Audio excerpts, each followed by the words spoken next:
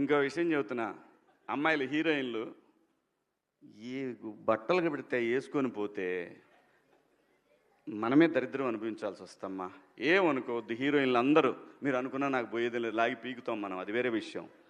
కానీ కానీ మీ అందం చీరలోనో, మీ అందం నిండుగా కప్పుకునే బట్టల్లోనే ఉంటుంది తప్పితే సామాను కనపడే దాంట్లో ఏముండదమ్మా.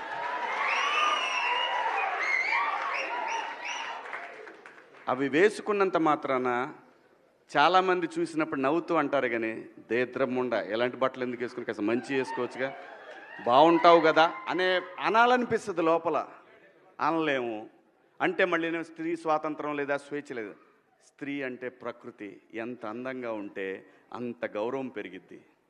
ఈ ప్రకృతి అద్భుతంగా ఉంటుంది.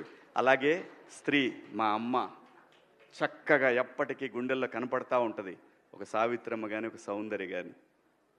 అలాగే ఈ జనరేషన్లో ఇంకా చాలామంది, రష్మిక, చాలామంది అమ్మాయిలు ఉన్నారు. వీళ్ళందరూ ఇంపాక్ట్ క్రియేట్ చేశారు కాబట్టి అమ్మటే చెప్పగలుగుతున్నాం.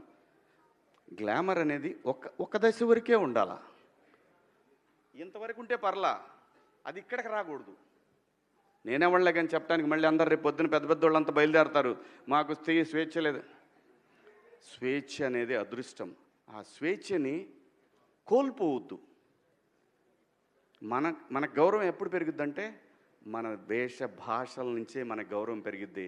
అందులో ప్రపంచ వేదికల మీదైనా సరే చీర కట్టుకున్న వాళ్ళకే విశ్వసుందర కిరీటాలు వచ్చినాయి. Thank you so much.